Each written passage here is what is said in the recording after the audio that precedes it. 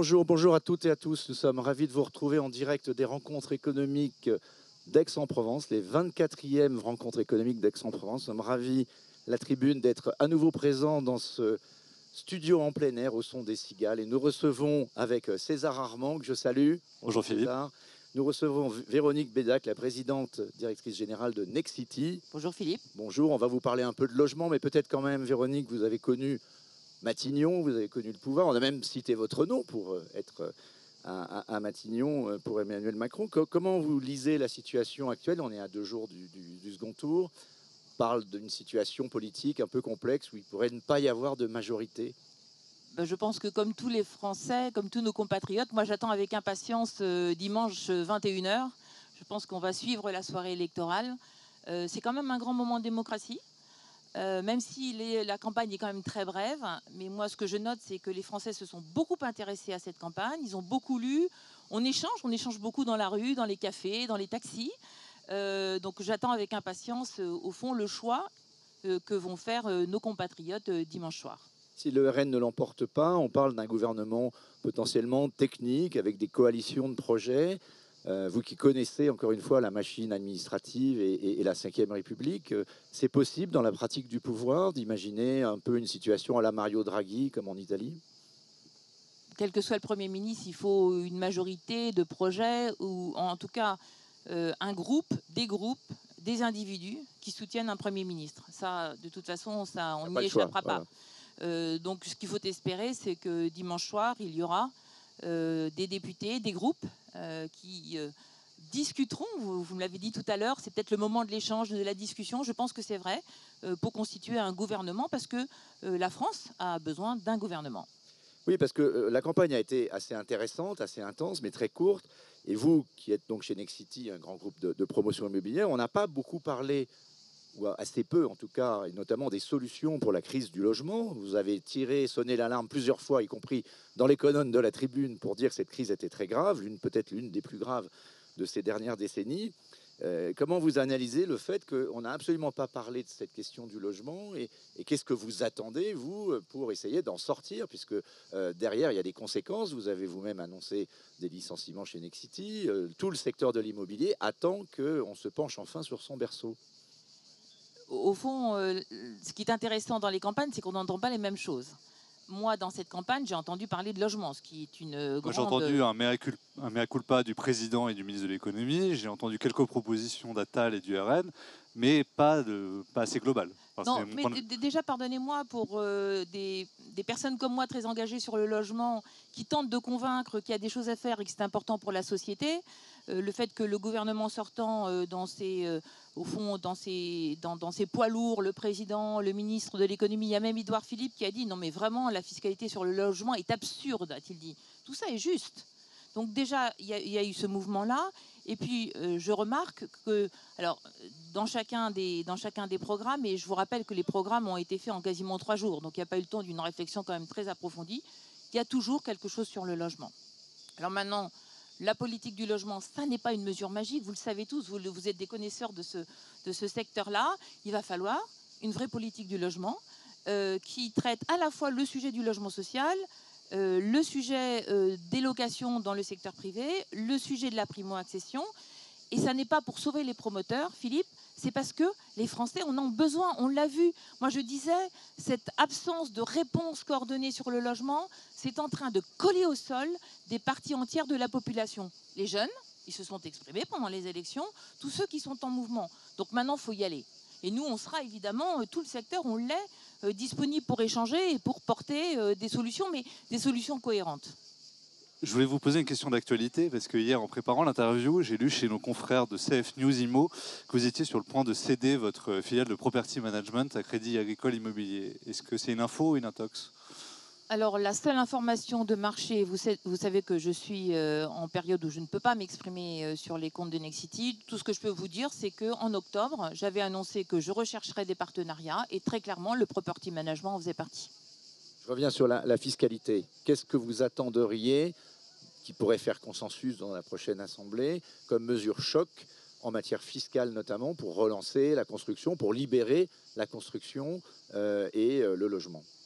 Bon, de nombreuses mesures sont envisageables. Il y en a une qui va devoir intervenir très très vite. Moi, je souhaite que l'investissement en logement soit traité fiscalement comme l'investissement dans une obligation d'État ou dans un dividende. C'est-à-dire qu'aujourd'hui, l'État prélève beaucoup plus sur un loyer que perçoit un propriétaire que sur un coupon d'obligation ou sur un dividende. Ça n'est pas normal. Donc ça doit être traité très très vite. Après, il y a des sujets à regarder autour de la TVA, évidemment. Mais je pense que... C'est-à-dire une baisse de la TVA sur la construction ou l'extension du logement intermédiaire, hein, ce que le précédent gouvernement avait commencé.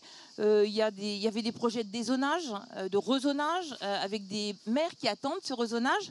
Donc tout ça, les documents sont prêts, les décrets c'est prêt, il faut les sortir. Et inciter financièrement les maires, cette idée qui revient parfois, qui avait été un peu inclue dans France Relance, le plan de septembre 2020, c'est quelque chose qui pourrait être déclencheur? Oui, ça je pense que c'est le sujet de l'offre. Moi j'ai toujours dit qu'il n'y aurait pas, parce qu'une fois qu'on aura réglé le problème de la demande, le sujet de l'offre va réapparaître tout de suite. Et il est clair qu'aujourd'hui, les maires ne sont pas incités à construire. J'ai croisé un maire, j'ai discuté avec un maire cette semaine qui m'a dit que dès qu'il avait un habitant supplémentaire, il avait 11 000 € de dépenses supplémentaires sur son budget chaque année. Vous imaginez ce que ça donne? Or, vous savez bien que la taxe d'habitation a été supprimée et donc les collectivités locales aujourd'hui n'ont pas les moyens d'accompagner la croissance de leur population. Donc ça, c'est un sujet qui va devoir être posé. Il y a un sujet d'élection à venir, parce qu'on parle d'élections législatives, mais en 2026, il y a les élections municipales. Justement, on dit souvent maire bâtisseur, maire battu. Je ne sais pas si cette règle vaut toujours, mais est-ce que vous craignez que finalement cette perspective qui n'est que dans 2 ans continue à geler juste l'attitude des maires et que ça ne permette pas, quelles que soient les mesures qui soient prises, de vraiment régler le problème du logement? Alors, à contrario, moi je pense que les maires sans projet sont aussi des maires battus. Donc, effectivement, les permis, on le sait, il y a un vrai cycle politique dans nos activités, sont plus difficiles à obtenir dans les 12-18 mois qui précèdent une élection. Mais à contrario, moi je vois beaucoup de maires qui se préoccupent au fond de comment est-ce qu'on rénove la ville. Cet intérêt pour la rénovation urbaine, elle monte. Les maires, comme nous-mêmes, regardent leur ville différemment. Et puis nous, premier promoteur, on est vraiment sur ces sujets de réhabilitation urbaine. Et je vous assure que quand on réhabilite un quartier, on change vraiment la vie des gens dans une ville. J'ai vu que vous poussiez les feux sur la construction hors site, donc un peu industrialisée pour aller plus vite et parfois moins cher. Est-ce que si vous, le numéro 1 du secteur, vous vous imitez, est-ce que vous pensez que ça peut entraîner toute la chaîne de la construction? Oui, là, je pense que c'est ce qui va se passer. J'ai vu aussi que les grands BTPistes étaient très investis. C'est intéressant à la construction hors site. Ça peut être moins cher. Honnêtement, la qualité est une qualité industrielle et surtout, le temps de construction est très bref. De 2 ans et demi, vous passez à 3 mois. Donc effectivement, c'est très adapté sur certains projets et nous, on va le plus possible tenter de basculer sur ces modes constructifs. En Grande-Bretagne, le Labour qui vient de gagner les élections annonce la construction d'1,5 million de logements. Il y a là aussi une crise immobilière, il n'y a pas qu'en France. Et donc ils prennent des mesures visiblement assez fortes. Est-ce que vous attendez là aussi que des annonces fortes soient prises? On sait que l'un des leviers d'action, c'est la Caisse des dépôts. La Caisse des dépôts est venue en partie au secours dans la période actuelle en rachetant un certain nombre de biens, mais d'actifs, est-ce que vous pensez qu'il faudrait, avec la Caisse des dépôts, ils ont beaucoup parlé aussi du logement intermédiaire, il y a le livret A, est-ce qu'on pourrait, on a les ressources pour finalement faire un plan choc pour le logement? Vous parliez des jeunes, les jeunes, on en parlera tout à l'heure, ils ont quand même voté massivement pour les extrêmes, c'est peut-être parce qu'ils ont l'impression qu'on ne s'occupe pas d'eux. Ça, je l'ai dit maintes fois. Et on peut le répéter. Je ressentais, nous on est vraiment près de nos clients et on voyait bien que les jeunes venaient vers nous en disant en fait vous n'avez rien pour moi. C'est déchirant. Quand on démarre dans la vie et qu'on ne peut pas se loger, c'est un vrai problème. Vous vous souvenez ma révolte chaque année au mois de septembre quand je disais mais nos résidences étudiantes elles sont pleines, on n'arrive pas à loger plus d'étudiants, certains étudiants sont obligés de renoncer à leurs études. Mais pourquoi ce cri n'a pas été entendu?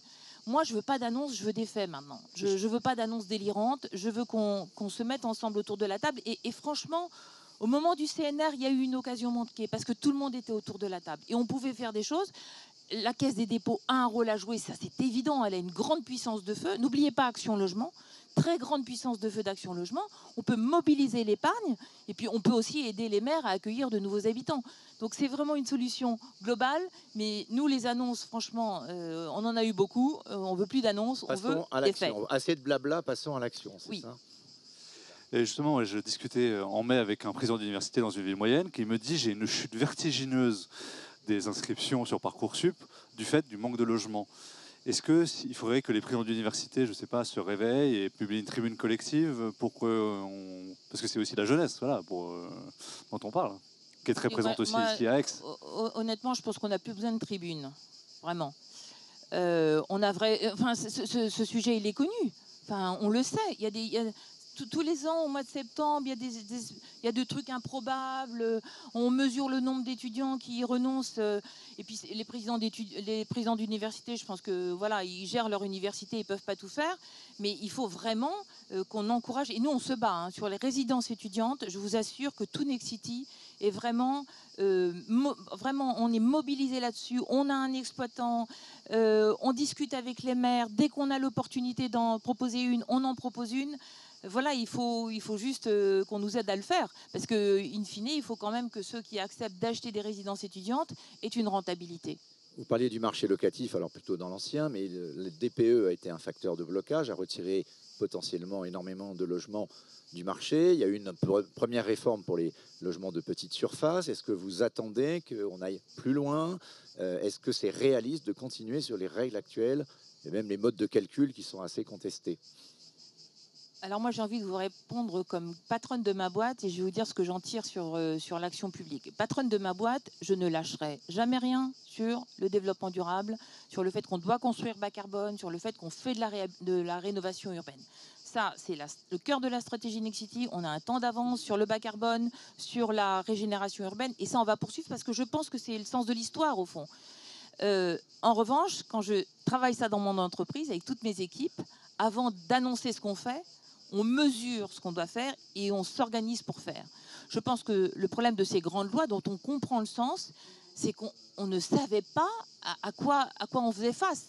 Moi, je me souviens de la loi sur les DPE qui intervient et Valérie Pécresse qui fait travailler son institut d'urbanisme qui dit, ben voilà, la moitié des logements dans le parc privé de l'Île-de-France sont concernés par cette loi.